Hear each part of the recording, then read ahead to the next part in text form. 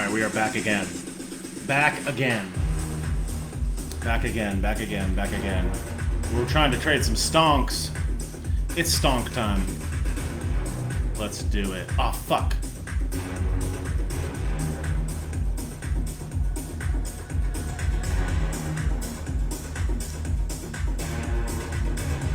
What's up, Facebook? What's going on? We're about to do some stonks. Alright, there we go. Alright. What's up? What's up, Book of Faces? How you doing? We're about to do some stock trading 101. What's going on? What's going on? I just messed up on the gram, so I had to redo it. No big deal. What's up, Instagram? How we doing? How we doing? Here we go. Alright, there we go. Alright. What's up, Cleve? How you doing? What's going on? What's up? What up, Facebook? Yo, hit me with a thumbs up on Facebook if you can hear me. Want to make sure you can hear me on the Book of Faces. What's going on? What's up? What's up, Instagram? Yeah, I know I'm late. I'm doing the best I can over here. I'm doing the best I can. Yo, Cleve, what's up, people on Facebook? Hit me with a thumbs up if you guys can hear me on the Book of Faces. What's up, Instagram? Yo, we ready to get some stonks going? Yo, stonks, we got the stonks right here. What's going on? It's Bobby Beanbags in the house. What up, Jake? What's really good? What's really good? What up? What up? What's up, Rosie? How you doing? I'm good on Insta. Yo, what up? Yo, Facebook, hit me with a thumbs up if you can hear me on Facebook. What's up, Courtney? What's up, Amanda? Yo, we're about to get into like Stonks 101. That's gonna be the basic philosophy of this particular chat, We're gonna take a little bit of naps. We're gonna take some naps. Thank you to the people that already bought a badge. Thank you so much for doing that. I appreciate that so much. I'm gonna make a comment and pin a comment here in the chat online as well. I don't know. Take that. Cashapp. Okay. So, thank you for being in here. I very much appreciate it. I'm going to pin this comment. There we go. Okay, comment pin. All right, so here's what we're going to talk about. What's up to everybody on Facebook? What's good? What's good? Awesome. I'm glad Facebook can hear me. Instagram can hear me. We're out of power. You're only entertainment right now. All right, cool. All right, cool. Here's what we're going to do. We're going to talk about how to trade stocks. Now, I want to preface this conversation. With a couple of things. First of all, if you're not following me on Facebook, please go follow me on Facebook, facebook.com/Bobby Sausalito. If you're not following me on YouTube, please go follow me, youtube.com/Bobby Sausalito. If you're not following me on Instagram, instagram.com/takenaps. So here's what we're going to talk about. We're going to talk about the basic fundamentals of how to invest in stocks. I have my own philosophy. I want to let everybody know that I am not a financial advisor. I cannot advise you on what you should do. Everybody's position is different. I'm just going to give you a general overview of what my philosophy is about buying and investing in stocks. I'm going to share with you the stocks that I currently have positions in. I'm going to tell you what I think about them, why I bought them, and I'm going to try to give you just a general overview of how and why you might want to invest in stocks. What up, what up, what up? All right, what's up, Gabby? What's going on? Gabby requested this personally, and I was like, all right, I'm about to do a live stream on this anyways. So here's what's about to go down. Now, let it be understood first and foremost that the best investment. You know what I'm gonna do? I'm gonna stand. I wonder if I can pull that off with. I want to stand. I haven't been standing. I want to make sure that I can stand. I'm gonna stand. Yeah, there we go. That's true stonks. Awesome. Are there any Joey Basement stocks? Yeah, there certainly are. All right. Cool. Everybody can still hear me. I'm standing. Awesome. All right, here we go. I have this cushion that I stand on that's soft on my feet. Let me get that. All right. Okay.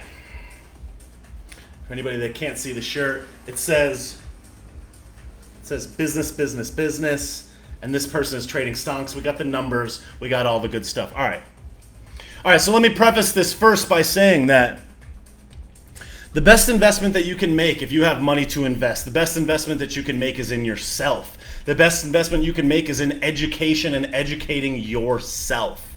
So if you have spare cash and you want to put it into something, don't necessarily just buy stocks first. Consider investing that money in yourself and your education.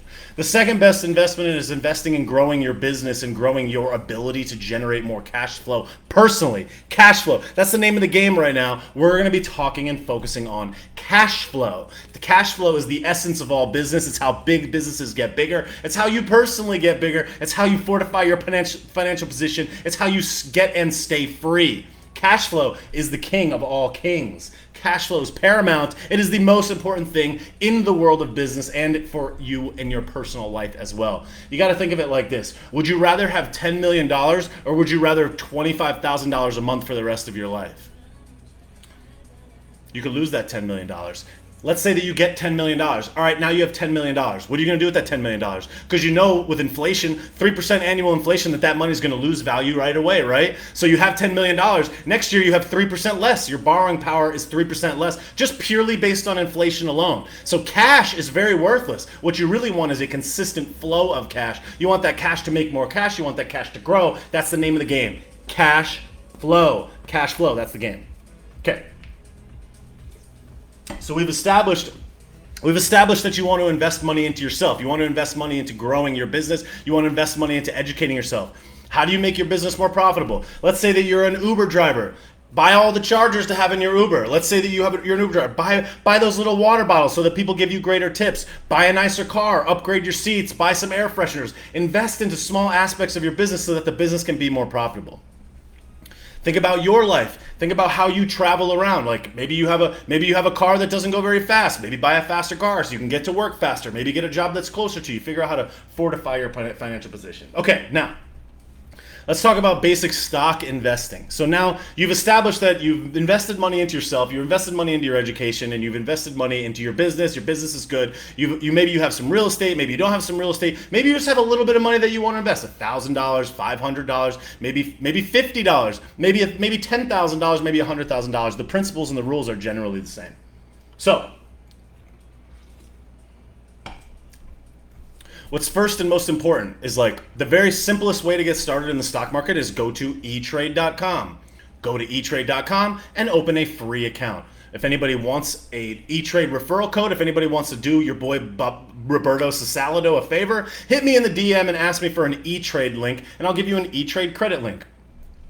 And it will give me a little bit of a credit for you signing up. But if not, I don't care. I appreciate you being here. I appreciate the love anyways. It doesn't matter. What you want to do first is go to etrade.com and open an account. You don't have to open stocks with eTrade. I use eTrade. I like eTrade. I think that it's great. I think it's a great service and the trades are free.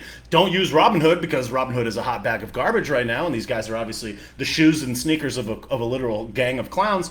But anyhow, I digress. So you go to etrade.com, you open a free account. What do you need to open an account with? You need your identification, you need an ID, you need your social security number, and you need to connect it to a bank account, a US bank account. Maybe you could do foreign bank accounts, I don't know, but you have to connect it to a bank account. Your Wells Fargo, your Bank of America, or whatever. You open an investment fund or open an investment account, just a traditional buying and selling stock trade account. It's very easy, it's very simple to do on etrade.com. And you open your account with a deposit. You put in $1,000, you put in $5,000, you put in whatever you feel comfortable investing. Just because you put the money in the account doesn't mean you have to use it. You can put money in the account and then you could take it back out. You don't need to invest it into stocks. You're just financing and just funding the account in order to get your account started. So let's say that you're going to start your account with, let's say it's $10,000. My general philosophy as it relates to stocks, like if you have, let's say $10,000 as your starting point, I generally like to buy a stock so that it makes me want to pay attention to it. So I could buy one share of a stock. The buying and the selling of those shares are totally free on eTrade. The only time that you pay taxes is when you sell it, and I'll get into that later. So I like buying a position in a stock just so that I start to keep track of it. So let's say that you want to buy $1,000 of a stock. Instead of investing the $1,000 right out of the gate and buying $1,000 worth of shares of that position, maybe buy 250, watch it for a couple of days, put in another 250, watch it for a couple of days, and then put in the 500. It's called dollar cost averaging.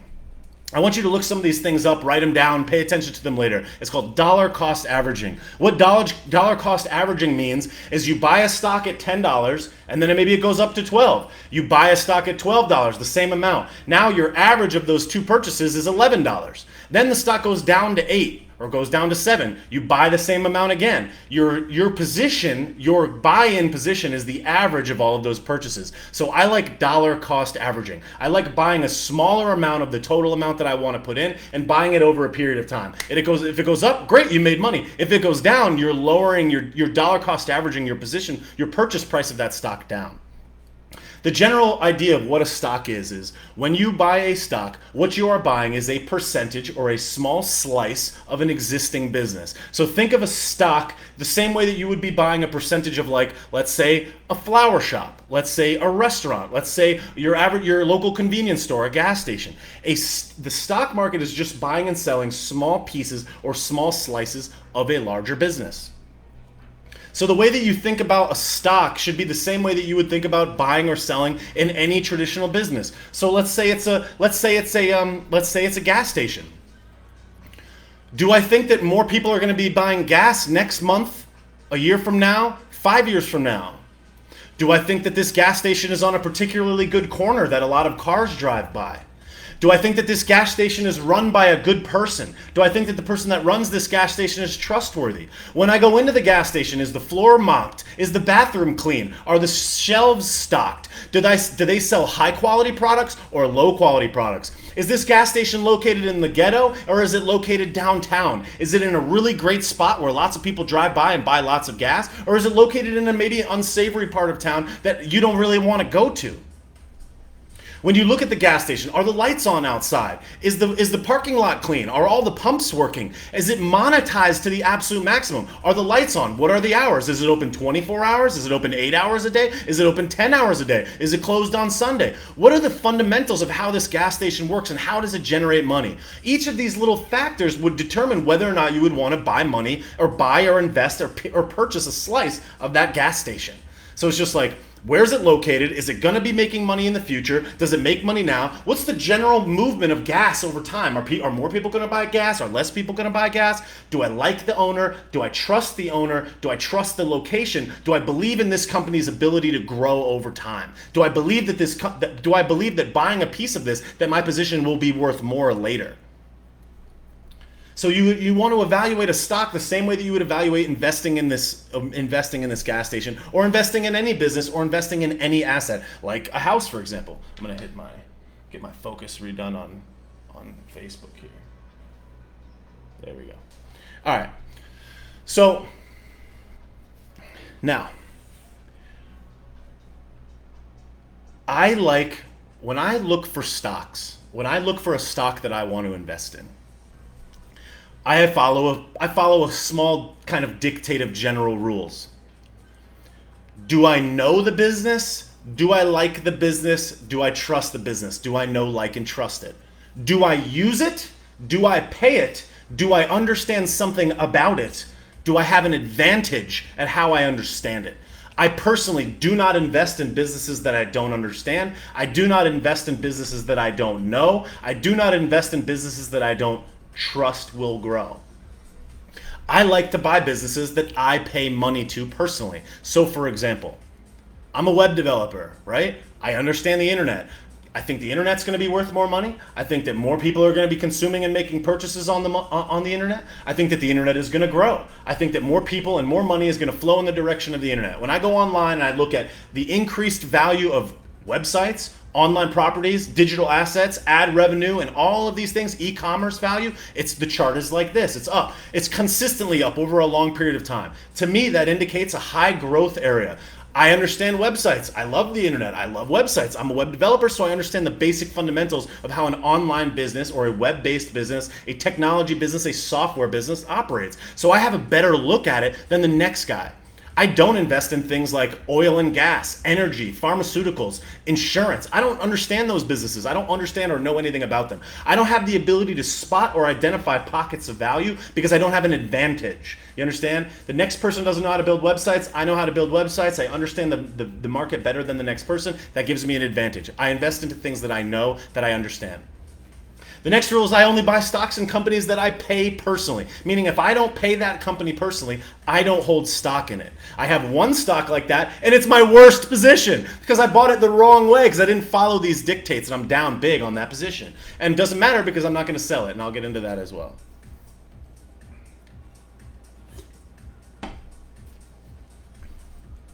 Think about the businesses that you spend the most money on. Think about where you spend the most of your time. Think about where you personally invest your money.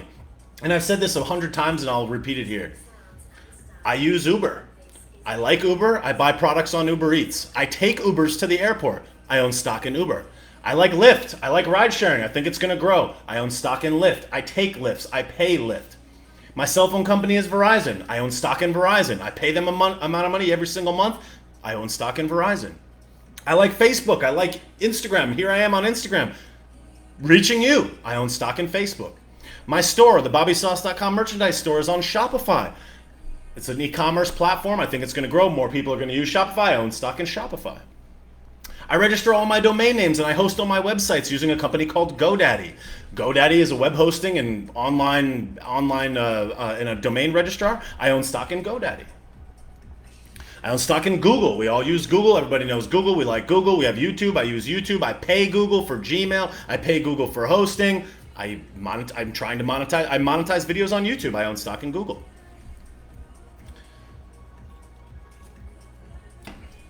There's a company called VeriSign. VeriSign is the largest domain registration company in the world. They own the .com domain extension, which means that every single website in the entire world pays VeriSign an amount of money to use a license to their domain names, their .com. So every single website in the entire planet that uses the .com extension pays VeriSign. I have stock in VeriSign. I own domain names. I pay VeriSign. I own stock in VeriSign.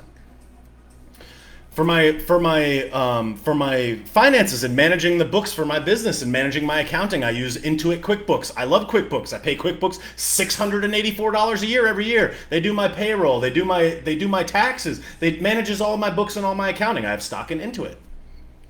So you're understanding the philosophy. So it's just like, what do you know? What do you like? What do you already pay? Who do you pay? When you pay a company, it gives you a better idea of understanding whether or not that company is performing or not performing yes, VeriSign does own .net as well. It gives you a better idea of how that company is performing over time. So let me give you an example as it relates to like Verizon. So I like Verizon.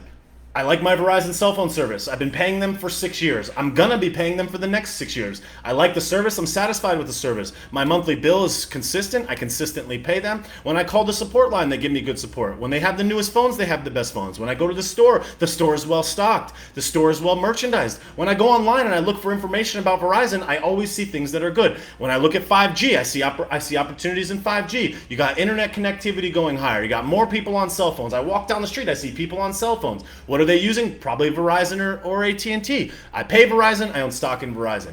Because if Verizon was to kind of fall off a little bit, I would be acutely aware that they're falling off because I'm utilizing them already. Because I'm going on their website and I'm using it. I'm calling their tech support. I'm seeing their phones. When I go to the store, I know if the guy's being a chooch or not. I know how the tech support works. I know how everything is flowing because I have an advantage, because I already pay them. So I like buying stocks in companies that I already pay money to. Now, when it comes to how many positions that you should have, I generally think that you should try not to have too many positions. Now, what does that mean? That means that there's no set rule for this, but generally speaking, you want to hold, I would say, when you get started, maybe if you're using a small amount of money, 3 to 5 positions. As you continue to grow the amount of money that you invest into stocks, you should maybe have 7, maybe 9 positions.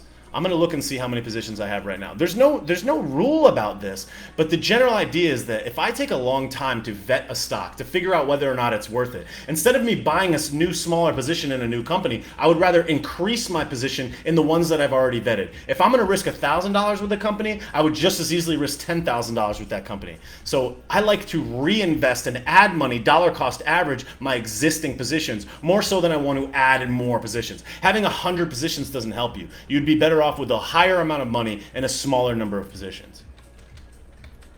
So I'm going to look at how many positions that I have right now. I have two accounts. I have a retirement account and I have an investment account. In my investment account, I have 1, 2, 3, 4, 5, 6, 7, 8, 9, 10, 11 positions. So I have 11.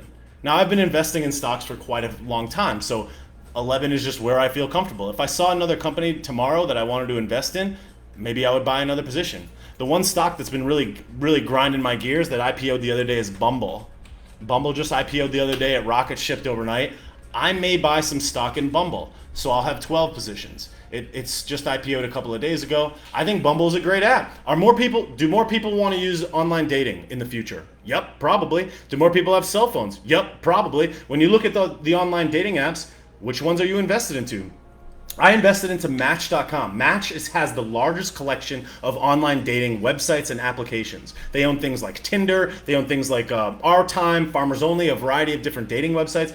If I believe that the internet's going to go up, the cell phones are going to go up, and online dating is going to go up, and you have a company like Match Group that owns all of these different companies, then I believe in that business. So instead of just owning Coke, I'd rather own Coke and Pepsi. That's why I have Uber and Lyft. That's why I want Bumble and Match Group. So I'm probably going to buy a position in Bumble at some point soon because I think the app is well designed. I think that people appreciate it. I think that it represents a quality product. Plus, if I already believe in investing in online dating, which I do, based on my positions, then one would infer that it's a safe bet. I've already vetted that marketplace. So let's talk about some of the kind of basic understandings, the basic fundamentals of a stock, why it has value. Okay.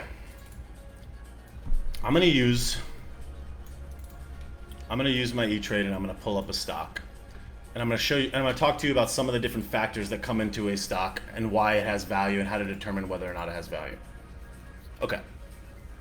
For the sake of this conversation, I'm going to use Facebook is going to be my base of how we understand this process.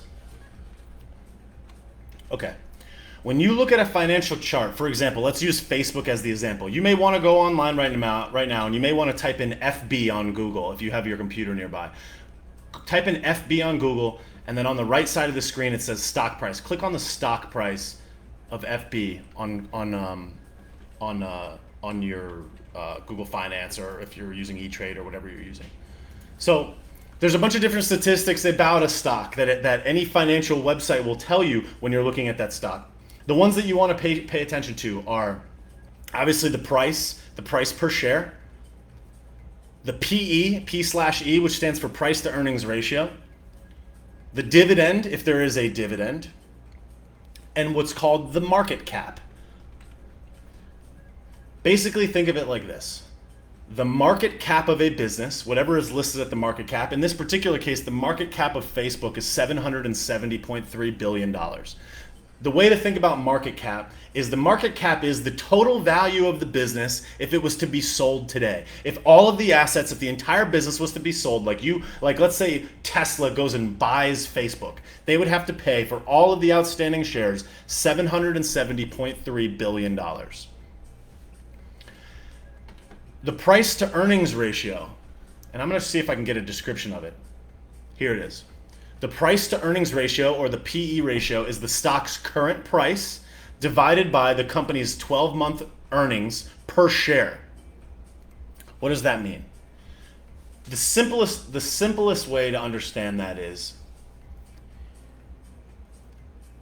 if you look at like the total revenue of a business and you were to multiply that total earnings, the total profits that happen in a calendar year, multiplied by whatever this ratio is, that's the total sum of the business. So it's just like the PE ratio is essentially saying that this company is trading at like a 26 times multiple. This is just kind of a simplified way, and I would encourage each of you to go in and look more into like, what is a PE ratio? How is it determined? And go deeper into this. I'm just trying to give you a general understanding when you look at this stuff, what to think about.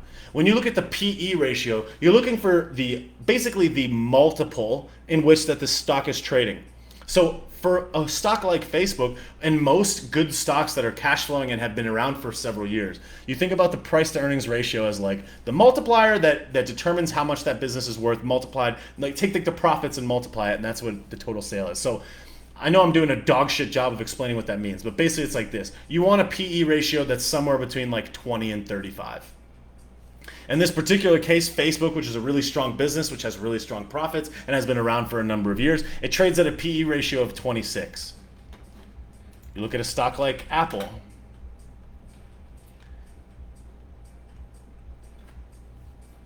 Apple has a PE ratio of 36. Apple is one of the largest companies in the world. The market cap of Apple is $2.3 trillion. So the idea is that, like, clearly Apple is worth more money, which means that it can command a higher PE ratio. It can command a higher multiple because it's generating far more money. It's worth far more money. Now, when you go into a stock itself, you can look at financial analysis of that business, and you can look at how much money and profit that company generates per year. What you're looking for is, like, when I invest in a business, I'm 33. When I invest in a business, I think of it like this. First, I'm gonna buy, never hold. I'm gonna hold it I'm gonna buy, never sell. I'm gonna hold it for a really long period of time. So I'm gonna hold it for, at minimum, when I invest in a stock, I figure that at minimum I'm gonna hold it for 5 years, which means that I buy it, I set it, I forget it, I leave. At 33 years old, if I was to lose 100% of my position on this stock, I'm not gonna go broke. I'm in my core earning years. Between the ages of 30 and 45, I would consider to be somebody's core and main and highest earning years. So if you think that you personally can generate enough money in these core earning years, then you're willing to take a higher amount of risk. I'm willing to put more money at risk and risk losing because I'm in my core earning years. If I was 65 years old or 63 years old or 70 years old, I may not want to take so much risk because I have less ability to earn money back in the event that something goes wrong. So the idea for me is, like, I want to aggressively invest in fast growing and high potentially earning stock. I want a stock that can triple, quadruple, 5x, 10x over the course of the next 5 to 10 years. Thank you, Christina, for the Venmo. I appreciate it very much. Thank you. So I think about a stock like Facebook. I think about a stock like Shopify. These companies that are still growing rapidly, they're getting more users, their revenue's going up. It's like every single quarter, it's like revenue up, every single quarter. I want these high growth companies. I don't want to invest in something like an electric company. I don't want to invest in something like a utilities company, like a water company. I don't want to invest in those things because the revenue is relatively consistent. Now, if you're doing it to get a dividend or whatever else, that's okay, but I like high growth, high risk stocks that go like this. So I invest in things that have the ability to explode in value, to multiply, double, triple, quadruple in value because I'm in my core earning years. When you look at a company like Facebook, the annual earnings for 2020 was $10 billion. I think that's what that says, $10 billion. Let's see. Yeah. I'm sure I already fucked up on the PE ratio, but I'm just trying to tell you my general. Okay, here we go. It's got revenue. All right. No, I was wrong. All right. Annual revenue. The annual revenue of Facebook is $86 billion. 86 times 26. Let's see. 86 times 26. Nope, that's not right. As you can see, I'm not good on the fundamental aspects. I'm really better on as a means of philosophy. So I may have just bamboozled myself or goosed myself. But really, what I'm saying is that this is about the philosophy of buying in stocks, not so much the technical details. I would highly encourage everybody to look up the exact meanings and the functions of all of these things. But this is just how I look at it. I'm looking at this price to earnings ratio. I see 26. I know that Apple trades at 30. I know that Tesla's is like off of the charts. So to me, Facebook seems like a better bet. The price to earnings ratio you want to be lower because that means that you're paying a more reasonable price for that stock. Now, generally speaking, when I'm looking at these positions, I'm thinking to myself, is this business going to grow? Are they making more money month over month, quarter over quarter, year over year? Do I think that there's going to be more people using cell phones or more people using Facebook or more people online or more people spending online? Do I think that it's going to generate more income? And that's kind of how my philosophy is about buying stocks. Now, when you buy a stock, I would highly recommend that anybody only buys a stock during the day, meaning buying it during trading hours. When you buy a stock, at least on E-Trade, it gives you a couple of different types of ways to buy it. So let me not get these wrong. Okay. When you go to buy a position on E-Trade, the action is to buy. It says you can buy, you can sell, you put in a quantity, meaning the total number of shares that you want to buy. And then it has what's called a price type. The price type is basically explains the type of purchase that you're making. There's a variety of different ones. What I would suggest that you do is you just buy market. Buying on market means you buy or sell a security at the prevailing market price when the order is eligible for execution. So if you're looking at the stock during the day and the market is open and you do a market buy, that means that you're buying at whatever price is showing right now. So go and do a market buy, and then the duration I usually put is good for the day. Good for the day basically means that, and again, I don't want to mess this up.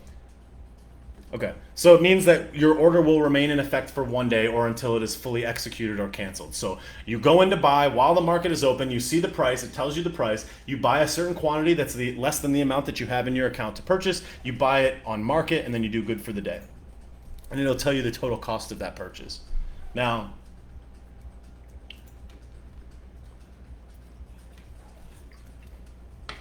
I explained before about dollar cost averaging.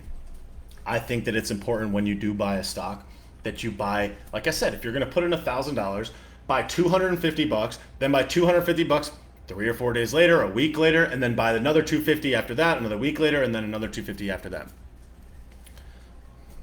Someone says limit buy. Yeah, no. I mean, look, like I said, I'm not a stock expert. I'm just giving you the general 101 of how I look at it and how I do it. Maybe I'm wrong. I don't know. My account has done fairly well. I'm sure there's many other people and many other financial gurus that could explain this better than me. But generally what I'm saying is that this is how I pick them. So you know the company, you like the company, you trust the company, you currently pay the company, you've been investing money into that company, you believe that it will continue to grow, and then you monitor it over time. If I have $100 in a stock, I'm going to be watching it. I'm going to be paying attention to it. I'm going to be looking at where it goes. I'm going to be looking at how it moves up and down. It's going to keep me interested in that position. So I like to just buy a position just so I'm interested in it. Just buying a single share will keep you interested in a position. So for example, I look at a company like one of my stocks, my lowest stock right now looks like it's Verizon. So the reason that I buy stock in Verizon is because of what's called a dividend. A dividend is essentially an amount of money that's paid to you, usually monthly, or usually quarterly, or maybe annually, or maybe biannually, by a company. That's basically like a cash payoff amount that you get by holding a position in a stock. The reason that I like Verizon so much is because Verizon has a dividend. Verizon pays what I believe is a 4.75% dividend. Let me see if I can get it exact. Verizon has a 4.63% dividend yield per year, which essentially means that the total value of your position every year will yield 4.63% in return, meaning that every quarter, in the case of Verizon, every quarter they'll pay me they'll pay me a small amount of money that over the course of the year equals 4.63% of my entire position.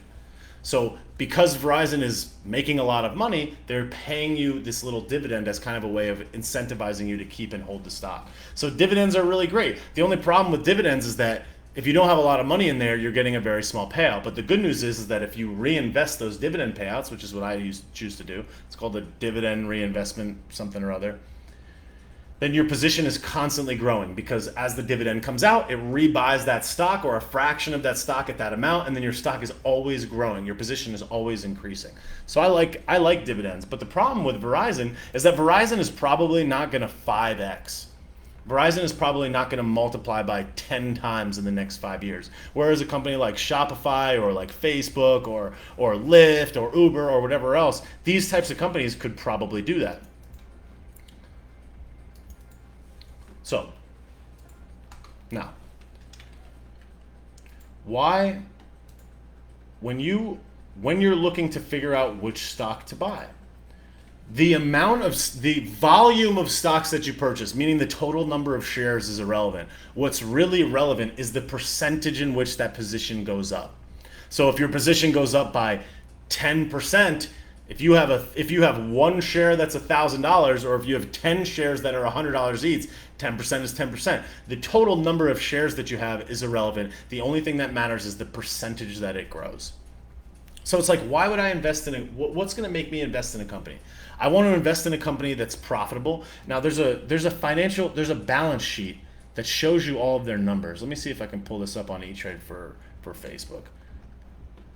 Earnings summary. Maybe it's not that. Let's see. Earnings, revenue. Okay. Maybe it's better to look at it on Google Finance. Okay. Now, another thing that I like to pay attention to, because like I said, I'm investing in high risk and high growth stocks.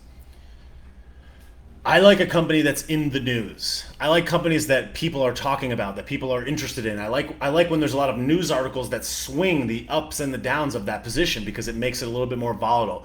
The volatility of a stock means that people are buying and selling. It's interested. People are paying attention to it. So I like buying stocks that have lots of news articles that go up and down with the marketplace, because it generally gives you an idea of how they'll ebb and flow over time.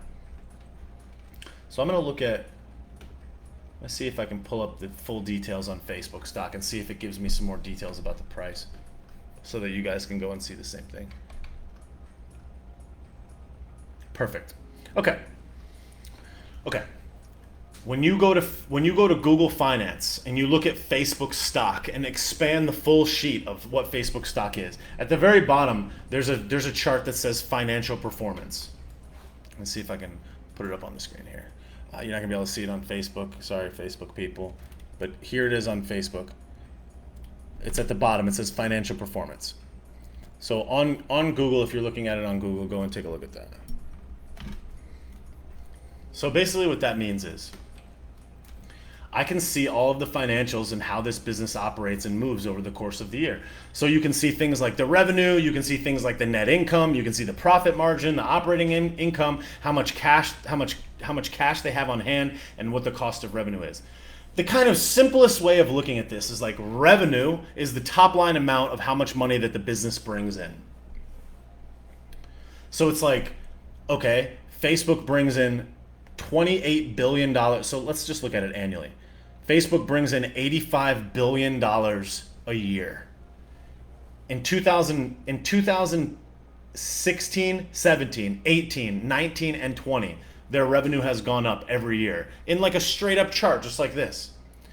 If you look at it's gone up 21% year over year. So you look at a business that's growing revenue by 21% year over year. This company has $85 billion in revenue. If it's growing at 21%, that's a pretty significant growth. That's $16 billion a year that this is going to go up next year, right? That means that stock position is going to be worth more. The company's generating more money. If you look at it quarterly, it's going up 33% per quarter year over year change. Or the year over year change from the previous fourth quarter is 33%. The net income is up, the diluted EPS is up, the profit margin is up, the operating income is up, the net change in cash is up, the cost of revenue is up. So the point is that you want to see a company that's generating more revenue.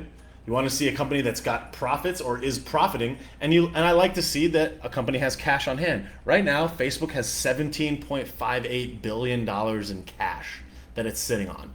It's bringing in $85 billion a year in revenue, and it has $17 billion in cash. That's a healthy company. It's growing revenue quarter over quarter. It's growing revenue year over year. And aside from just the fundamentals about it, think about the business of Facebook.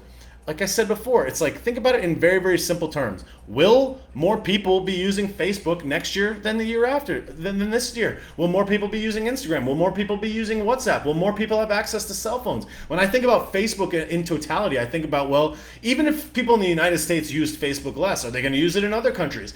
Facebook Messenger, Facebook, the application, Instagram, and WhatsApp are in the top most popular apps in the world.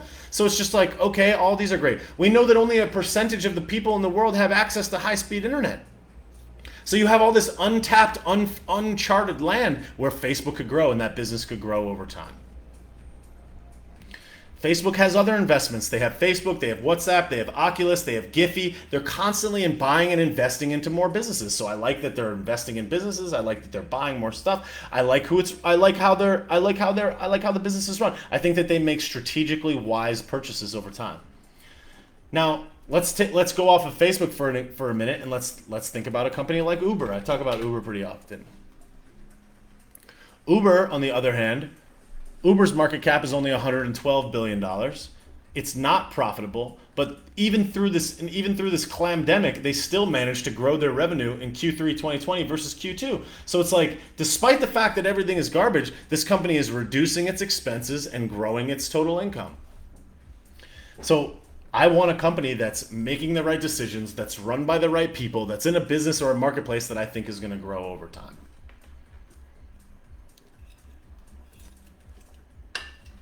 Now,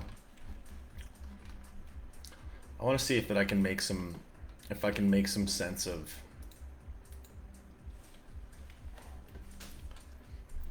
why I invested in the stocks that I've invested into. And again, the most important things, do you pay that business? Do you pay them right now?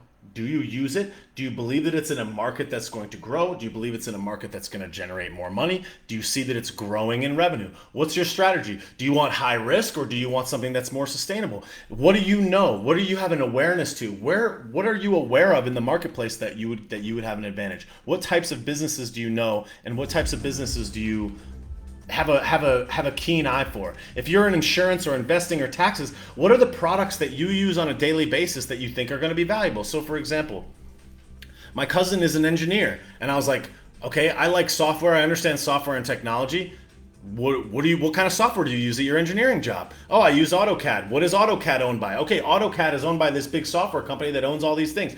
He's like, oh, it's the industry leader. No one else has a CAD program that's as good as this program. Okay, great. Buy stock in that program. You're looking at it. When you're using that program next week, next month, next year, you're going to know, oh, they're kind of falling off. There's this new guy that's coming in. It's going to give you more value over time because you're in there. You're using it. You understand it. You know it better than me. I'm not an engineer. I don't look at this software. I don't know anything about this software. So again, it's like you invest into things that you know, that you use, that you can have a unique view at, and things that you trust. Think about, like, okay, are there going to be more people? This is why I like the internet and why I like software the most. Software can expand in a magnificent and massive way without increasing expenses. So think about it like, without increasing expenses proportionate to the amount of money that it can grow. So think about it like this. Let's say that you're going to invest into a company like ExxonMobil, or you're going to invest into a gas company. If you understand gas or you understand oil, that's kind of the prerequisite. Do you like that company? Do you work for that company? Do you understand the fundamentals? But think about things that affect the price of gas. Well, the price, how much does it cost to transport the gas? Could Joey Basement come in and cut off a pipeline that makes the gas price go up? Or you have people out here that are buying electric cars. Is that going to make your gas position go down? You have to have this unique and deep understanding of the market and what affects the price of that business over time. What affects whether or not that company or that area of revenue or that area of business is going to be more profitable in the future. So it's like, if you understand it, if you have a very deep understanding of that kind of general marketplace, you know what to spot, you know what can make it go down. Well, here's what I like about software. If I have 1 million users of my software or 10 million users of my software, I didn't increase my expenses by 10x to get to 10 million users, because it's just software. It's just a little bit, some more engineers, some more support, some more web hosting costs, some more basic fundamentals, but it doesn't increase the cost by a lot. Whereas if I'm selling a shit ton of gas, I'm moving a shit ton more gas. The same gallon of gas is only going to go for so much. So it's like, you can't like 10x your customers without having a large increase to your expenses. That's why I like software. The other thing I like about software is like, are more people going to use cell phones? Software doesn't rely on buildings. It doesn't rely on equipment. It doesn't rely on steel. It doesn't rely on the price of steel, the price to move things around. It doesn't rely on all these other market factors that will dictate its value. I generally think that software is the best investment personally, because I think that it's infinitely expandable and it can grow tremendously, and that's why I like it. And it can be scaled up and out really, really far across the entire planet. I especially like internet-based software like Facebook. So I think that that's kind of like the general understanding of like why and how I invest in stocks. Now all of the details, like the PE ratio, I probably screwed that one up before. Okay, fine, shoot me. But generally these are the factors that I factor in. I consider the theory of the business far more than I consider the granular nature of the numbers. It's like, what do I like, what do I trust, and do I think that it's fairly priced? Like if the PE ratio is $1 billion, like for example, think about a company like Facebook. It's like, all right, if the market cap of Facebook is $700 billion, and they generate $86 billion a year in income or in revenue, it's like, all right, I could get from 86 billion to buying the entire business for 700 billion. That makes sense to me. That's a 7.5, whatever, 8x multiple, 9x multiple, whatever it is. I get that. That makes sense to me. That seems valuable. Now, if Facebook was doing $1 billion of revenue and the market and it was priced at $100 billion, it's like, I don't know that I would trust that multiple as much unless I think that it's going to grow exponentially. So now I'm just going to go into what I know and what I understand, because I don't know all the deep fundamentals, and I'm sure some stock person is going to watch this and be like, this guy's an idiot, he doesn't know what he's talking about. So all I'm going to do is talk about, again, my philosophy, the stocks that I have and why I have them. So my largest position is Facebook. I think that Facebook is by far the best, is probably one of the best and most underpriced stocks on the market, generally speaking. And like I said, I use the Facebook app. I use Instagram. I see ways that Facebook is monetizing my operation more every day. I see that they're providing better services. They're updating the app. They're doing all of these things to increase the value of the platform. If they make a little change to a little line of code, they can pull all of this value out of thin air. They can extract new value out of thin air by simply changing a line of code, how something is done. I love that about Facebook. It has the attention. It has all of these apps that everybody's using, and I think that more people are going to use cell phones. They got WhatsApp, they got Oculus, they got Messenger, they have Instagram, they have things like buying these badges. I'm here producing on Instagram. I'm generating traffic to Instagram. I think that that's a valuable company that's going to continue to grow in value. That's why I like investing in Facebook. I think that Facebook is going to grow. They have a crap ton of profit. I think they're going to make more profit going into the future. Love them or hate them, Zuck is a great CEO. The guy has managed a great company. They know how to identify value, and they buy value when they see it. They bought Instagram for $2 billion. It's probably worth 50, 60, 70 billion dollars now. That's massive growth. They turned it into something of great value that fit inside their ecosystem. That's a valuable stock. My Facebook position is up 242%. My second largest position is Uber. Why do I like Uber? I use Uber, I take Ubers, I buy products on Uber Eats. I think that Uber Eats is a great product. I think that Uber Eats does a great job for lots of businesses. I think every business that I've ever talked to is like, yeah, we sell a whole lot more stuff now because of Uber Eats. So you're generating revenue, you're growing that business, you're helping people sell more food, and it's convenient. So I think that it's convenient, more people using cell phones. I think Uber Eats is going to grow. In the clamdemic, what happened? Uber Eats grew exponentially. Their Uber Eats business rose them to one of the largest food delivery businesses. In addition to that, Uber just bought Postmates, another huge business, and they're consolidating their position. They just bought a company the other day called Drizzly, which is an alcohol delivery service. I really like that. They're going to deliver alcohol, they're going to deliver food, they're going to move people. Uber, to me, might be one of the most valuable companies in the world because they can move people and things. I think that that's extremely valuable. Uber also has a section that most people don't know about, or a part of their business most people don't know about, called Uber Freight. Uber Freight is this massive and exponentially growing part of their business where it's basically like getting an Uber, except they do it with freight trucks. I think there's a lot of value there because as more people buy stuff online, these trucks are more necessary. This freight is more necessary. It's generally a business that's kind of locked up by a small amount of players. I think that they can shake that up. So Uber Freight, I think, is a huge growth opportunity. On top of that, Uber doesn't make profits right now. Their profits are low, but they're reducing their expenses each quarter. They're growing their revenue each quarter. They're getting more rides each quarter. So it's like sooner or later it's going to flip, and just like that, it's profitable. I like that. I like that about Uber. I think that Uber has quite possibly could be one of the most valuable companies in the world, along with Facebook. That's why those are my two largest positions. My Uber position is up 64%. My third largest position is with Shopify. I've built a lot of websites, right? So I've been buying and selling websites for many, many years. I've built websites using WordPress, but when I started doing e-commerce, Shopify was the best e-commerce platform that I've ever seen. It makes it easy to generate a store for your average person. It's low cost. The software is well designed. It has apps that you can intertwine with other companies and services that allow you to be a more powerful seller. They help you sell more products. So I like Shopify because it's this fast-growing business that could, in theory, compete with the likes of an Amazon. It allows you to create your own individual Amazon and create your own marketplace and create your own luck. It allows you to create your own value. So I like Shopify because I think that company is going to grow tremendously. What was up during the pandemic? E-commerce. What's going to continue to grow over the next 5 years? E-commerce. As that business grows, Shopify becomes more valuable. There are other e-commerce stocks like BigCommerce and a few others. I just like Shopify. I think it's a better system. I use it. When I look at Shopify day to day, month to month, week to week, and I look at the different things that they do to make the business better, to make my store better, it just gives me an understanding that they're making moves and they're growing. My Shopify position is up 226%. My fourth largest position is PayPal. PayPal is the world's largest bank. PayPal is the world's largest bank, and it has no locations. Uber is the largest taxi business in the world, and it owns no cars, or it owns very few cars. Shopify is one of the largest e-commerce retailers in the world, and it has no stores. PayPal is the world's largest bank, and it has no banks. I love that about PayPal. PayPal is a great company. I like that PayPal is generating a crap ton of money. When I accept payments in my Shopify store, I receive them through PayPal.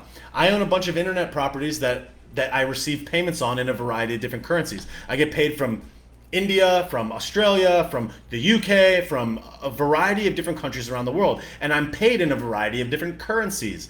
When those amounts are paid to me in those currencies, they convert it into USD and I send it into my account. I personally pay PayPal thousands of dollars a year. I funnel money through there and I receive payments through there, and they do a great job. It works great. It works well on my phone. I see the amount of money that I'm putting in through them each year, and it goes up. I'm spending more money on PayPal per year, every single year, consistently over time. So it's like, I'm paying PayPal, let me get some of that back. So I invested into PayPal, world's largest bank. I think they're doing a great job. They own a Google Chrome app called Honey, which is like a bargain app where you can go to like a Nordstrom's, you go to Macy's.com, and you can click this app and it will automatically search through all of the coupons that might exist on that store. They just bought Honey for like $1 billion some odd dollars. One of the craziest things when I use Honey is if you go on a store like, let's say Macy's, you run all of the Honey coupons, it'll say buy a gift card through Honey for $50, then it'll give you $55. They literally find money out of thin air and extract that from you, and it goes right through Honey, and that helps PayPal's bottom line. That to me was a really wise investment. It makes me feel good about owning PayPal stock because I see them making strategic moves to grow that business. I like it. It's the world's largest bank. I like that. I want to be invested in the world's largest bank. I'm not going to buy a traditional sleepy town bank. I'm not going to buy a Bank of America. I'm going to buy PayPal. That's the technology bank. That's the bank of the future. What does PayPal not have? Physical locations, ATMs, all these things. Brick and mortar retail is going, so I don't want to be invested in a company that holds all of these assets that are depreciating. I want the digital bank. I want the bank that's online. That's why I invest in PayPal. My PayPal position is up 83.79%. The next position is my next largest position, number 5, is Verizon. I've already gone more than off the handle about Verizon. You understand why I have Verizon. The next largest position after Verizon is Lyft. The way that I look at Uber and Lyft is that these are basically monopolistic companies that essentially need to exist. So it's just like if you're gonna use Uber, or you need a ride to the airport, or you're either gonna use Uber or Lyft. There is no other option. And the barrier to entry to growing a network like Uber or Lyft is really, really difficult. Kind of like the ability to grow a social network like Facebook would be really, really difficult and time consuming and costly. So when I look at owning Uber, it's Uber or Lyft. To me, it's like owning Coke and Pepsi. If you believe in soda, you believe that Coke and Pepsi are going to both hold value. So I like to have a position in Uber and Lyft. What I don't like about Lyft as much as I like about Uber, which is, it's probably, my position is probably about like 1/6 or 1/7 of that of Uber, is that Lyft doesn't have any food delivery, but it does have those things like those scooters and other things. So I think there's a lot of good things that Uber does. The difference between Lyft and Uber is a bet on Lyft is basically betting on the US ride sharing market. A bet on Uber is basically banking on the global ride sharing market, and you're also banking on the Uber Eats and the freight. So that's why I have a much larger position in Uber. My next largest position is Intuit.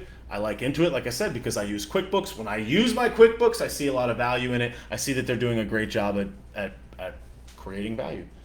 The next position after that is Google. Everybody understands Google. My Google position is up 49%.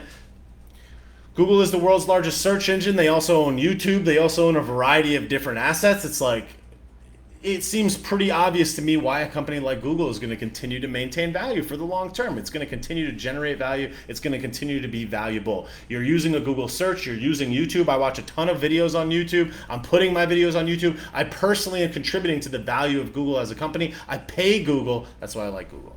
My next largest position is Match Group, which I had mentioned before. I think online dating and using dating apps is something that's never going to go away, or it certainly is not going to go away anytime soon. And Match Group is the largest collection of dating apps and online dating apps that exist. That position is up 68%. The next position is GoDaddy, which I had mentioned before, web hosting and online and domain names.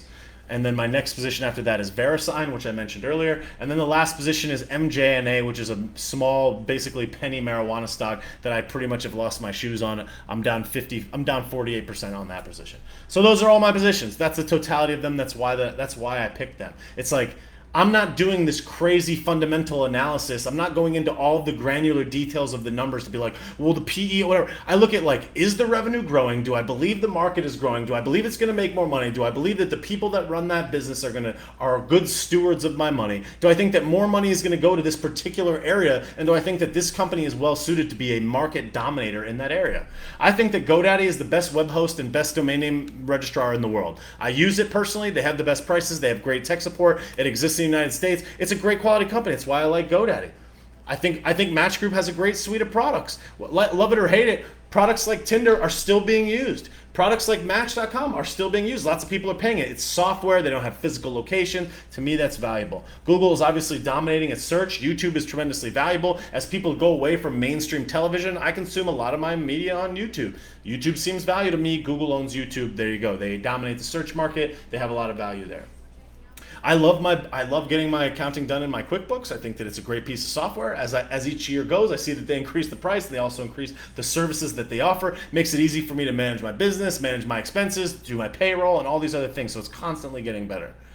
Lyft and Uber, we've already explained. Like I said about PayPal, same thing. Shopify, I'm seeing each day to day as I use each of these services and as I pay them money, I get an awareness like, are they making the right move? Are they helping me, the customer? Are they making my life more valuable? Do I feel the benefit of using this business? So anyways, now,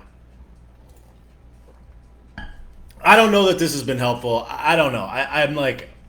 I'm not like a super fundamental financial guru. I just hope that this has given you some idea of why I invest in things. I don't know. This is just how I do it. I don't know. Give me a thumbs up on Facebook. Give me a thumbs up on Instagram if this is providing value to you. I don't know. I'm doing the best that I can. This is just how I look at it. I'm looking at it from the fundamental basis of like, do I pay the business? Do I think it will grow? Do I think that market will go? RV says, can $100 be a start? Sure, why not? Yeah, use $100. Go buy some stock in Uber. Uber is $60 a share. Go buy a share of Uber for $100. All right, cool. Good.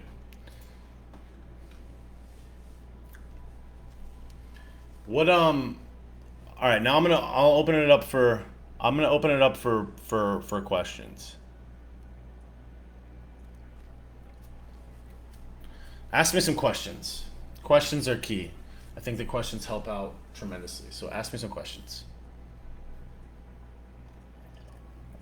Thank you to the 6 people on Instagram that bought badges. I appreciate it so much. Thank you so much, guys. Thanks. I appreciate that. And whoever donated on Venmo, I saw the Venmo donations come in. Thank you so much for that. I appreciate it tremendously. Thank you. Awesome. Okay. Give me some questions. Send me some questions. What do you got? Oh, yeah. The other thing is, okay, the other thing, do I buy any cryptos? No. I don't. Okay. So here for Instagram, just so that I can keep track of them, use the question button down here in the footer and put the questions in the thing so everybody can see them. I want to make this clear about how I look at buying and holding stock. I generally look at it like this. I buy, never sell. Okay? I think there's only 3 reasons to sell a stock. 1, you're retiring. You're cashing out of the market. You're going to use that money to live the rest of your life. That's number 1. You're going to retire. You're about to close out and you're about to go away. You're not going to be in the market anymore. That's reason number 1. Reason number 2 to sell a position is that you have a better investment in mind. You have a better investment in mind, meaning that you're going to take the money out of that position and you're going to buy another position. You're going to buy something that you think is going to grow more. For example, let's say that you have a position in Lyft and you think that Uber is going to go up faster. You sell your Lyft position to buy more Uber.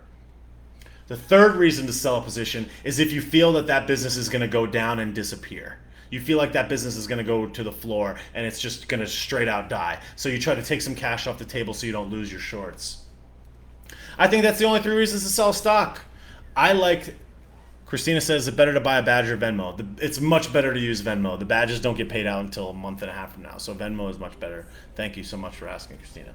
So I like to buy and never sell. I like to buy and long hold. So it's like, is Facebook going to exist in 10 years? Yep. Is Verizon going to exist in 10 years? Yep. Is Shopify going to exist in 10 years? Probably. And if they don't, or if there's any inclination that they may not, I'm going to know because I use it. You follow what I'm saying? It's like, I know because I'm using it. I know because I'm in there every day. I pay PayPal. I can see if PayPal starts to fall off. I can see if Verizon starts to fall off. I can see if these businesses go down in value or they start getting sloppy. So it's like, I believe that these businesses are going to exist for the long term. So that's why I like to buy.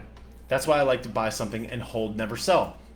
Now, another thing to pay attention to is what's called capital gains tax. Short-term capital gains versus long-term capital gains. This is really important to remember.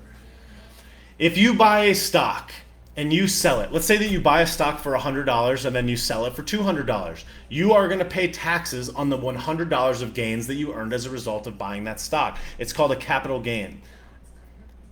Now, short-term capital gains is when you sell a stock in under 12 months. So you buy a stock today and you sell it 8 months from now. If you buy a stock 8 months from now, you pay what's called short-term capital gains tax. Short-term capital gains tax. Short-term capital gains is taxed at a higher rate than a long-term capital gain, which means if you buy a stock and you hold it for more than 1 year, even 1 year and 1 day, you will pay a lower amount of tax on that profit. If you buy a stock for $100 and you sell it at 80, you don't pay any tax because you just lost money. Taxes are only on profits. So you buy a stock for $100, you sell it at $200 after 3 months. You have $100 of earnings, $100 of gains. You pay capital gains tax, which might be 30%. So you lose $30 out of that 100. You just walked away with $70 of profit plus your original 100. If you waited till after the year, you would be paying long-term capital gains tax. Long-term capital gains tax means that you're going to be paying the normal income rate that you would pay as a normal person, the amount of money that you would pay on your standard income. Obviously, that's going to vary based on your income. So the idea is if you're going to buy a position, wait till after a year, unless you just have this explosive gain and you think it's going to go out. And again, you understand my 3 reasons for why you would sell a stock. So if it doesn't fall into those 3 reasons, don't sell it. What are you going to sell it for? If you're going to sell it, then you got to go use that cash for something. Oh, actually, there's 4 reasons to sell a stock. The 4th reason to sell a stock is that you're going to invest into an asset that's not in the stock market. You're going to buy a house, you're going to open a business, you're going to invest in a business, you're going to buy some other asset that's not a stock. Those are the 4 reasons. You retire, the company is going to go to zero or it's going to go down tremendously and you want to get out and take some money off the table. You want to invest in a better stock, or you want to take money out of this. You want to take money out of the stock market to invest in another asset like real estate.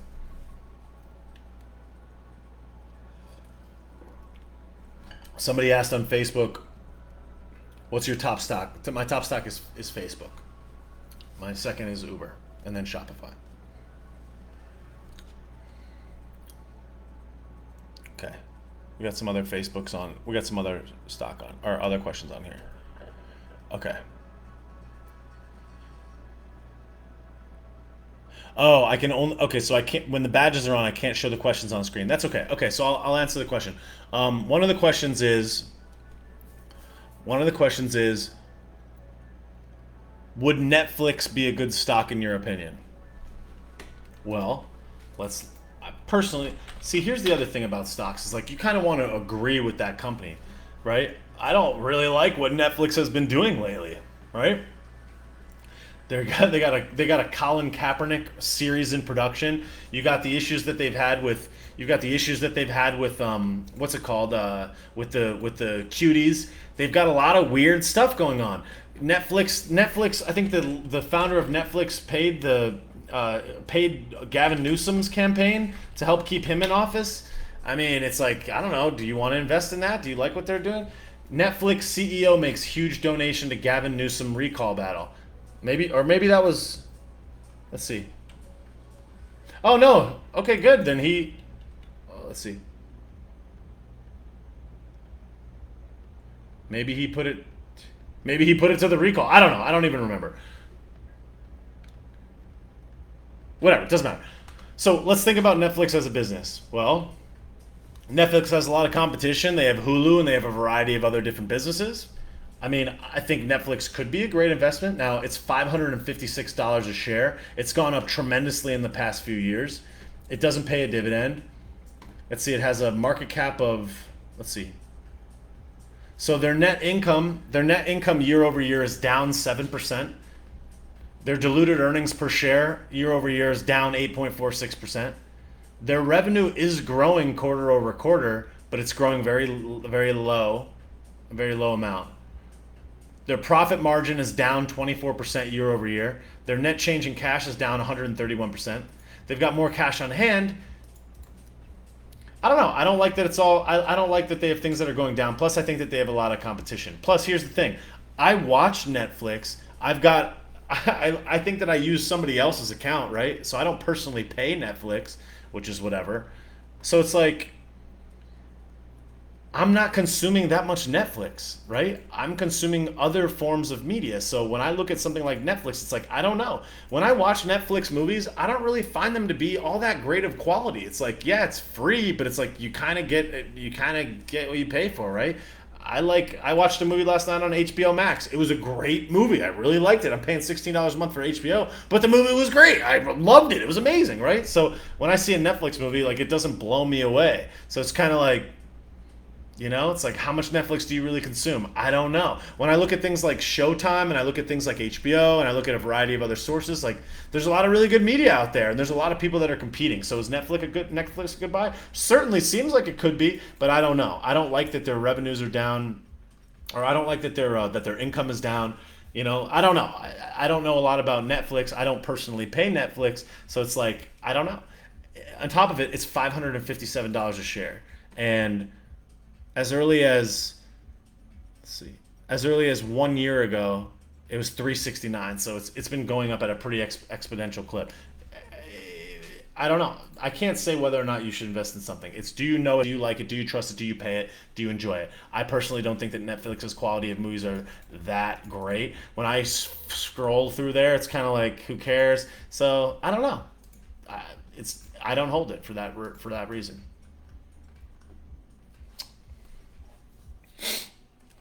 Somebody says Netflix comedy is terrible. Yeah. Let's see. Carly Henderson said, when did you start buying stock? So I started buying stock.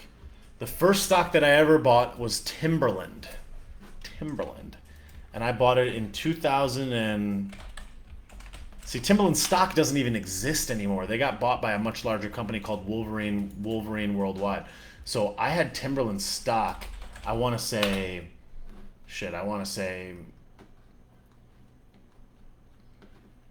2000, maybe 2007. So I first started buying stock in like 2006 or 7 time, and I had like $400 or $300 worth of Timberland stock because I bought Timberland shoes, I bought Timberland shirts, I bought Timberland stock. I loved Timberland. It was like my favorite clothing company. I thought it was awesome. So I bought Timberland stock just because I liked it. I trusted it. I thought that the quality was good. I go to the store. I loved the store. I loved the logo. I thought it had this lasting power. So I bought some Timberland stock. So I would say probably 2005, 2006 time, I had $300 worth of stock just to get myself interested, just to get myself shucking and jiving in that marketplace. So that's why I invested in some Timberland stock. When I really started investing in, like, really actually really buying some stock was after Facebook IPO'd. So it was probably like 2008. Let me see. Let me check. I can tell you right now. Actually, I used to use Capital One Investing, so I don't know if it's going to track my original purchase, but I can tell you right now when my first purchase was. But it's been a long time, at least 5 years, I think.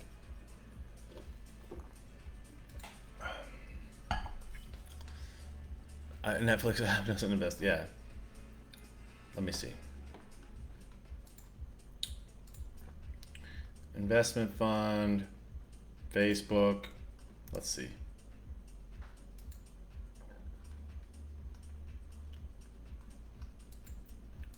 All right, the first purchase of Facebook I made in my retirement fund because I was like, I'm holding this for the vast majority of my life. Okay, the first purchase I made of Facebook stock was on September 17th, 2013. So I bought it. This is what I did. On November 17th, 2013, I bought 92 shares. I bought 92 shares of Facebook stock for $43 a share. I've had that stock for 8 years and I'm up 520% on that position. The next one I made was on 1/29/2014 and I bought 13 shares at $55. So 13 shares at $55. Where's my calculator? 13 by 55. That was only $715. I put that in on January 29th, 2014. That position is up 390%. And I bought Facebook one time in January, twice in February of 14, once in March, 2 times in October, and another time right before the end of the year in 14. And then I bought it 2 times in 15, 2 times in 16, 3 times in 17, and then I opened an investment account that I was not going to save for retirement. That was a little bit more short term, and I made all the purchases for that in 2018. So I've been literally buying Facebook stock every year since 2013 to 2018, and then I stopped, and I've just been holding it since then.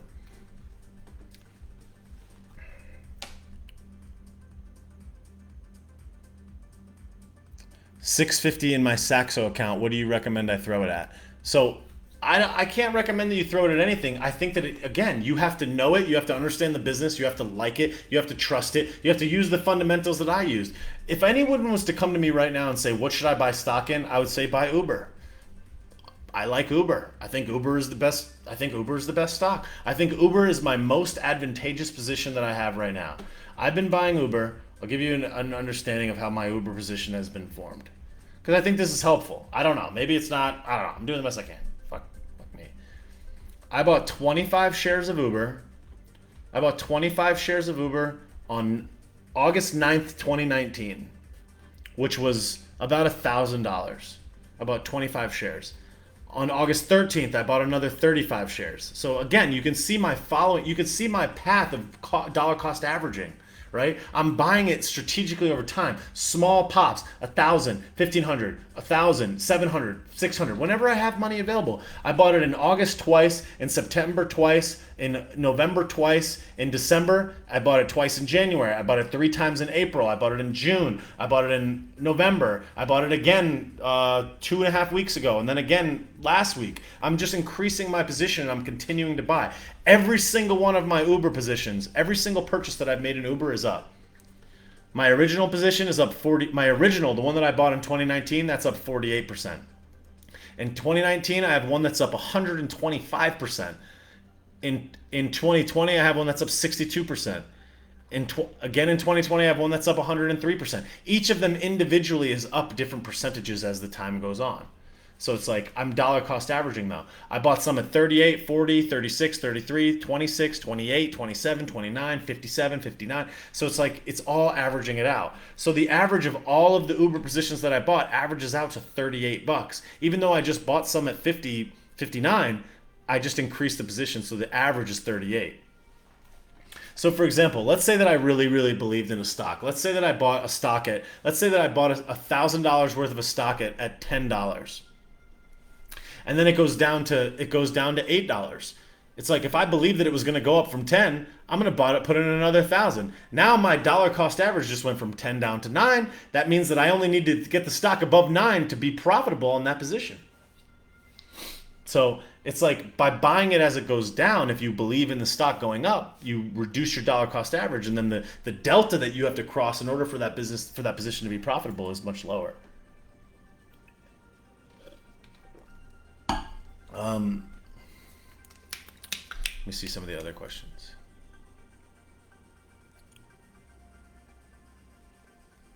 Do we have to claim stocks in taxes?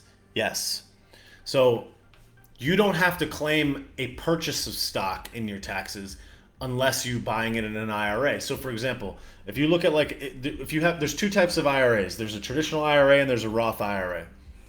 Basically, the kind of basic difference between these two is like a Roth IRA, when you put money into a Roth IRA account, it takes the taxes off of that money immediately. And then the money that goes in there, you can use to buy stocks or whatever else. When you cash out of that account later, when you retire, you get the exact amount that's in that account. That's a Roth IRA.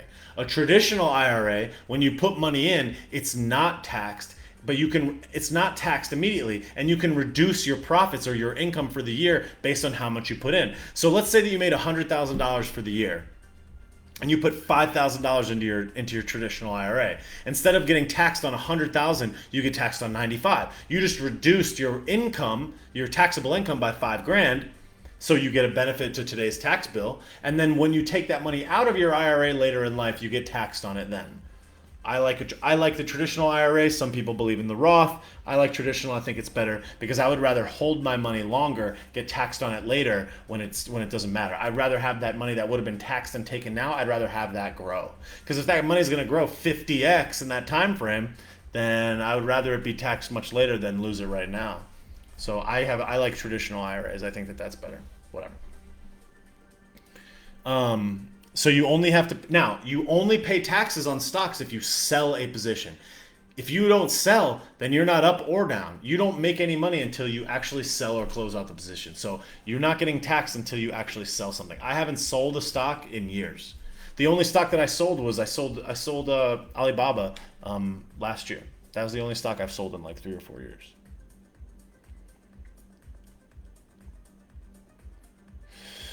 Let's see what else we got. When do you know when just to sell? If it's gonna fail, for example. Well, here's the thing: you can't time the market. You're never gonna know when the market's gonna go up or down. It's impossible to time the market. If you knew how to time the market, you'd be rich. So when do you know it's gonna go up or down? If you believe that business is gonna go down, it could be because maybe you don't like how the CEO is running it. Maybe you think that the investments that they're making are bad investments. You see in the news that they just bought some company and you're like, oh, that's not a good investment. I don't like that company that they bought. Maybe you like, to use the gas station example. It's like you go to the gas station and like the floors are dirty, the windows are foggy, the guy at the desk is mean, there's a light bulb out front. You look at how the business is operating and you think that you see if it's moving if it's looking like it's run well. Online, that's the thing. That's what I like about, like I said before, it's like if you understand the business, like Facebook. I use Facebook every day. I'm on the app. If I was using the app and Facebook made some radical change to the app and I was like, uh-oh, this looks like crap. And I just see in all my friends, people stop using Facebook. They're uninstalling Facebook. They hate Facebook. I go online, I read news articles about how Facebook is trash and this new app is terrible or whatever. It's just like, okay, it's looking more dicey. let's say that I'm buying ads on Facebook, which I do. I'm buying ads on Facebook and they're becoming less and less effective. The value of those ads is going down, so I pull my budget back. I see my clients that I'm building websites for, I see them pulling the budget back. I see the business detracting in value, losing in value based on what it's doing. So that's things that help me identify when a company is going to go down. If you've identified that it's in a market that's going to increase, then it's like it's easier to spot those things because you understand it. That's why I like investing in the things that I use and that I pay and that I know, like, and trust and I understand. Things that I have an advantage in, because I think it helps you identify those things much earlier than your average bear. Let's see. Someone said, why not crypto? Okay. I've talked about Bitcoin before and my beliefs on Bitcoin. And like, everybody's got their beliefs. You can do whatever you want. I get it. What I don't like about crypto, most crypto, not all crypto, what I don't like about crypto is fear of regulation, that the federal government at any time could come in and say, this is no longer allowed. And just like that, it becomes useless. It's like, I believe in cryptocurrencies that have some type of function, like something like an Ethereum or something that has a function. The other thing too is like, I don't like that these currencies are managed by I use E-Trade. I don't like that these companies are managed by single corporate entities that can goose the numbers. I don't understand cryptocurrency enough that I feel comfortable investing my money into it. When I look at a company like Uber, I see Uber in the marketplace. I see the app on my phone. I see it functioning. I see the CEO. I see the earnings. I see the revenue. I see the profits. I see a great picture, a great snapshot of what the business is and how it works and how it operates. So to me, it's like I have a good window to the business. When it comes to crypto, I just don't understand it fully. So it's like, I don't know, like, does it have value? Is it going to have value for 10 years? I think that the federal regulation is the biggest issue when it comes to cryptocurrency. So I just choose not to invest in it. Doesn't mean you can't make money. I just choose not to invest in it. That's what I don't like. I don't like the fact that it could be just bamboozled at any time because the federal government comes in and decides to regulate it.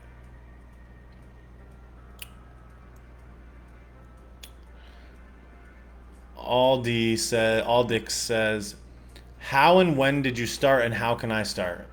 I would suggest that you buy a stock in a company that you like, in a company that you know. You go to etrade.com, you open an account, fund it with a few $100 or $1,000 or whatever, and just buy a stock in a company that you like, a company that you pay right now. If you ask for my recommendation, I say Facebook and Uber. Those are my votes. I think Facebook and Uber are the best priced, are the best and most stable and just best businesses. I know them, I like them, I trust. There's probably better ones, but I have Uber, Shopify, PayPal, Verizon. Those are my 4 core pieces. They make up probably 40% of my portfolio, just those 4 positions. I don't know, that's just me. That's just what I understand. Michelle says, what about diversification in terms of region, US or Europe, or market type? Service, medicine. Yeah, diversification is good, and diversifying into other stocks around the world is probably a good idea. Here's the thing. I don't know anything about Europe's economy. So I don't have an acute understanding and awareness of how European companies go up or down. I don't understand that marketplace. So I'm primarily invested in US and Canadian stocks, just because that's what I'm invested in. Because I know the US. I know the US in and out. I feel like I have a good understanding of it. It is a good idea to diversify in terms of region, but only if you know how to identify what's going to work in those regions. What's going to make a stock more valuable in South America and Latin America? I don't know. I don't know those markets. You can rely on a financial advisor to indicate what's going to help you, but I personally don't know them, so I just don't invest in those other areas. It would probably be very smart for me too. It would be a great idea to invest in non-dollar denominated assets. I just don't have enough of an understanding, so I don't have those yet. So I invest in things like cash flow, I invest in my business, and I buy US and Canadian based stocks. That's just what I like to do. Because here's the thing, if the market goes to hell, are you still going to use Facebook? Yep. Are you still going to use Uber? Yep. Are you still going to use Verizon? Yep. Are you still going to use Shopify? Yep. All those businesses are bulletproof. Are you going to use Google? Yep. I like businesses that are monopolistic in nature. I like a business that would be extremely hard for somebody to compete at that level. That's why I like Google. That's why I like Uber. That's why I like Lyft. That's why I like Facebook. You know how hard it would be to create the empire that Facebook has in that exact same marketplace? Really, really hard. It's so hard that no such thing exists. right? There is no other Facebook. You could say Twitter, but Twitter's not the same. Twitter's not nearly the size of Facebook. There's a variety of other things that Facebook has that Twitter doesn't. Twitter has made a variety of different investments in other apps that never really did anything. Whereas Facebook bought WhatsApp. Huge, massive. Facebook's is trying to start a cryptocurrency called Libra. Great. I love that. Like, WhatsApp, Messenger, and Instagram are some of the best investments that they made. I love their investments. They do really well. They got a bulletproof balance sheet. They're making revenue increases month over month. Well, here we are on a Facebook product using, and I'm communicating to you. That's bulletproof. I like that. I like monopolistic companies. Uber, Lyft. I like how those companies have a huge moat around them that would be really hard to penetrate by any other business. D says, do you have or need a financial advisor? No, I don't have one, and no, I don't need one, because I understand how to pay attention to this stuff, and I have a pretty good grip on it. If I had a financial advisor, what would they do? You know what they would do? They would tell me how to spend my money, because they're spending my money that's not there. So I'm going to trust, I think that somebody else is better at managing my money than me. No, I'm going to educate myself on how to be the most equipped to manage my own money. I'm not going to pay a middleman, I don't care who they are, or a middlewoman to take a piece off the top or advise to me something. I'm going to become aware of it, and I'm going to invest my time and effort into knowing and understanding it. If you're going to work your entire life to make money and you're not going to figure out how to invest that money, like, what are you doing? You literally go to work every single day and bust your hump for years and years and years to get money, and then you're going to let somebody else manage the investment of it? I just don't understand that. I think that everybody should become well-versed in investing and growing their money as a prerequisite to great success. I think that that's necessary. I would highly not advise that anybody gets a financial advisor, ever. I know people that are financial advisors that I would never trust with my money. Financial advisor, okay, cool. I want to learn how to manage it myself. I don't want to trust anybody with my money, especially considering how hard I work to get it.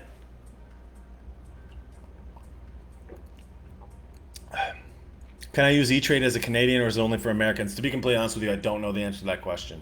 Just have to go to etrade.com and find out.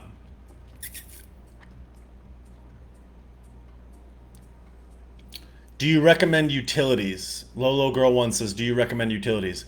I recommend utilities if you want to invest in something that's not going to grow exponentially. If you want something that's more secure, then utilities could be a great investment, sure. But here's the thing, again, it's like, does it follow your investing style?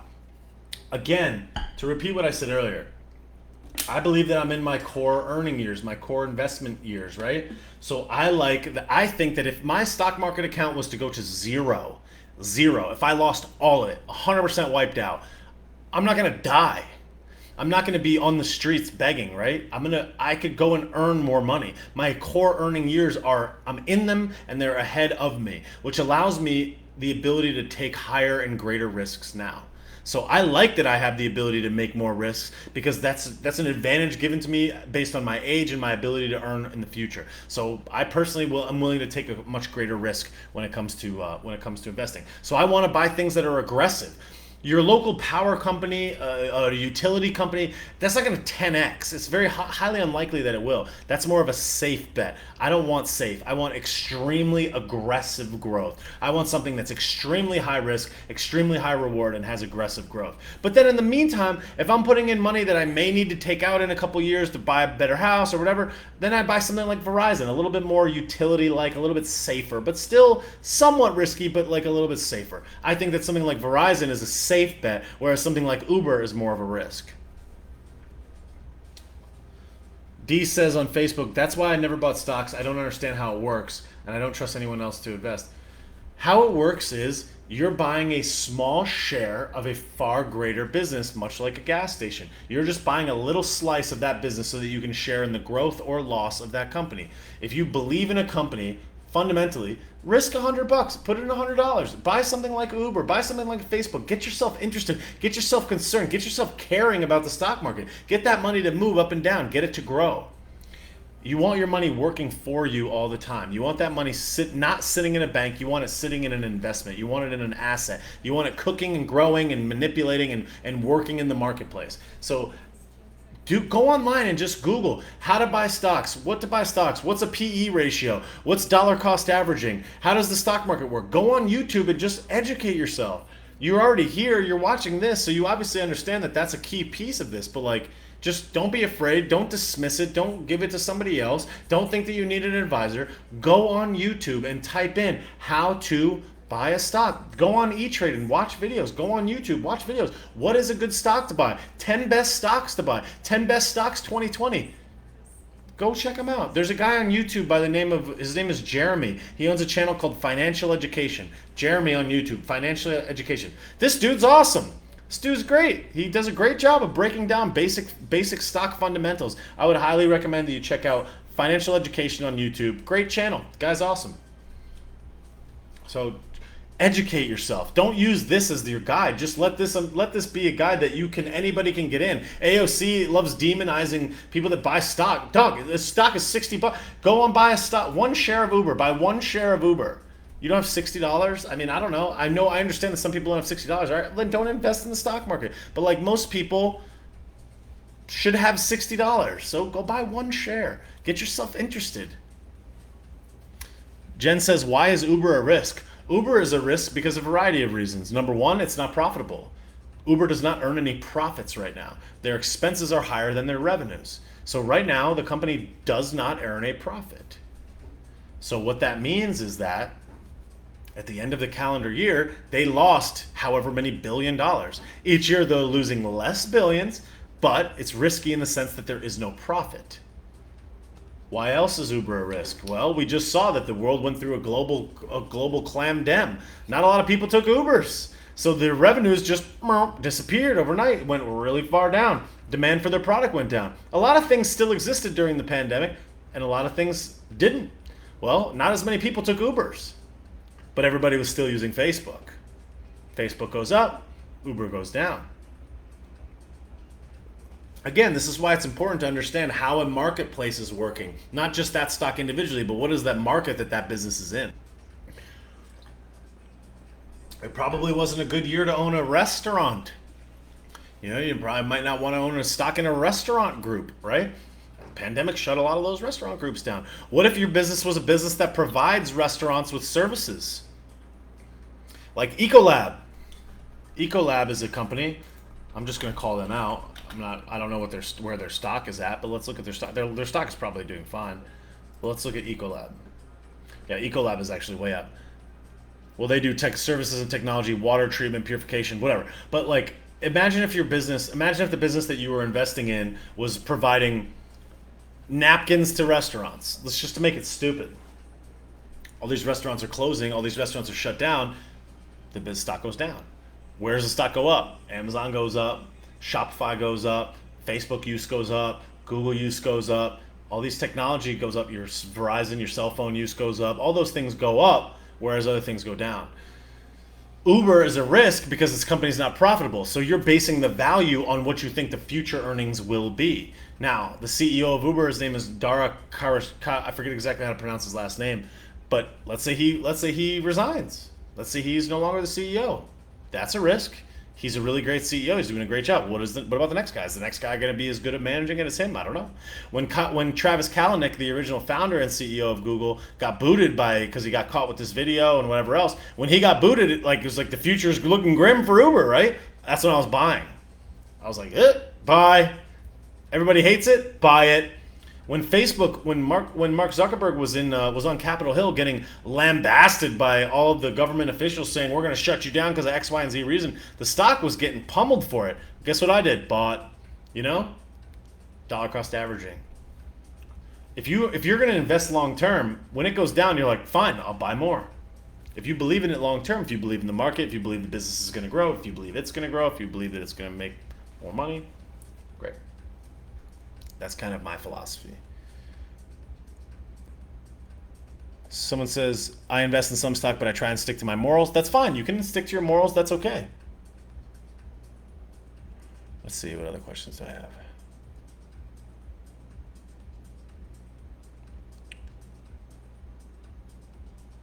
Okay, I don't see any new questions on Instagram right now. I see the existing ones that I had. I don't see any new questions on Facebook. Okay, so Michelle says, so you don't like index funds to capture certain sectors of like technology.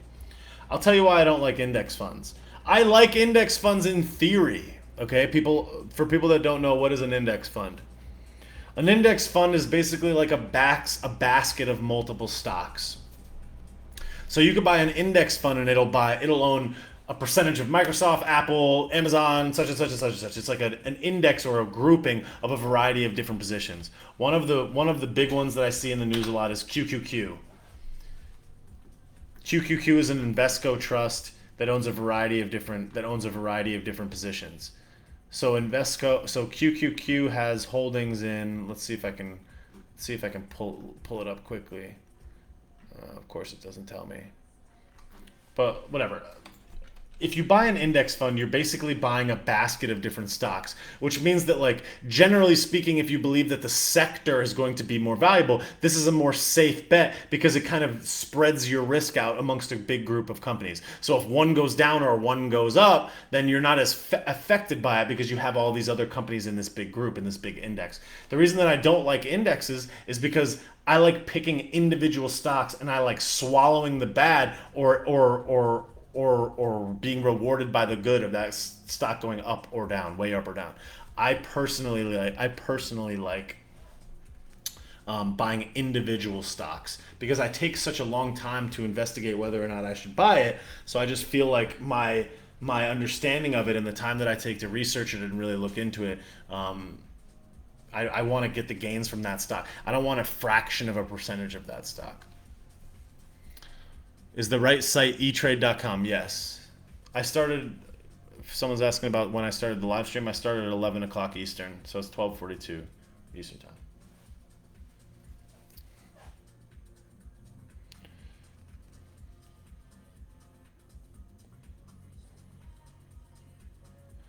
When do you figure your risk years are over? I'm confused about the selling aspect.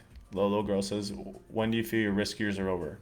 My risk years are over when I feel that my core earning years or my ability to earn at a great amount are diminished. So for example, let's say you have kids. If I like right now I don't have children. If I had 3 kids, I might want to take some risk off the table because these kids got to rely on me, right?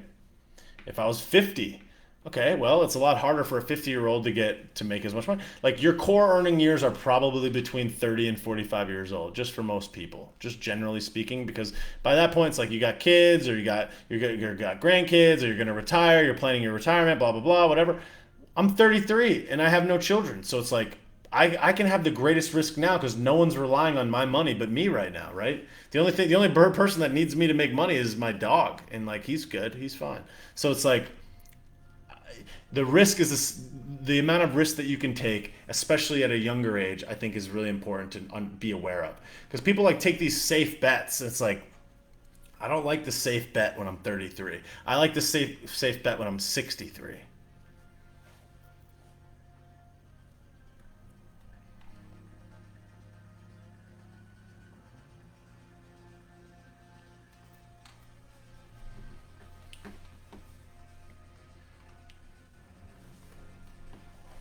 All right.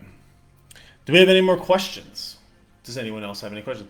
I hope this was helpful. I don't know. I did the best that I could. I know that I'm not extremely knowledgeable on this subject. This is just my philosophy about it. I hope that it was helpful. I don't know. I did the best that I could. I feel like Florida was probably a better choice over Connecticut. Yes, agreed. So anyways, if you found some value for this, share it, like it, comment it, send it to other people if you like.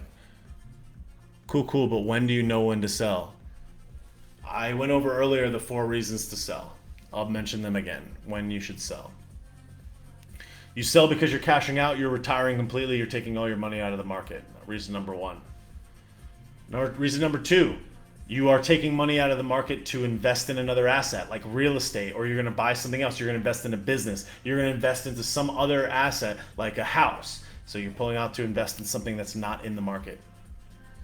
Reason number 3, you think that company is going to go down. You think that company is going to be worth a whole lot less. So you're trying to get out of that position to take some money off of the table. And reason number 4 is that you want to buy a better position. You want to buy a better stock. You want to pick a better horse. You had a bunch of Lyft and you want to move it out of Lyft and buy Uber. Those I think are the 4 reasons to buy. Patrick said, "Should we invest in garbage cans this year?" Yeah, sure. Why not? JJ said, how long have I been doing stocks? Since 2013, but really like more like 2006, 2007. All right, so thank you guys very much. I hope that this was helpful. I'm going to retire for the evening. If you got some value for this, please consider going to bobbysauce.com, pick up some merch, support the cause. If you don't want some merch, consider donating on bobbysauce.com. I would very much appreciate it. If you enjoyed it and you want to just donate straight away, please consider sending a Venmo or sending a Cashapp. My handles are listed in the bottom of the comments. Venmo at takenaps, Cashapp $takenaps. Thank you so much. To the 6 people that bought badges here in the chat, thank you very, very much for that. I very much appreciate it. Every dollar counts. Your support makes all the difference, and that's what enables me to make these videos and be on here as much as I am. So thank you guys for being here. I hope that you got some value. I did the best that I could. I don't know if it was valuable. I see a lot of people saying that it was, so I hope that it is. After the video post, which I'm going to post it to the Facebook as well as post it to Instagram, if you like it, please consider sharing it, sending it to your friends, posting it to your page, posting it to your story. Thank you guys so much for your attention. Invest in yourself first, invest in your business, and then consider buying some stocks. Don't risk any money that you are not willing to lose, and do the best that you can to invest in companies that you know, like, and trust, and that you pay yourself, that you spend money on yourself. Lawrence said, do you do public speeches? Yes, I have done a number of public speeches for sure. Thank you guys so much for your time. I very much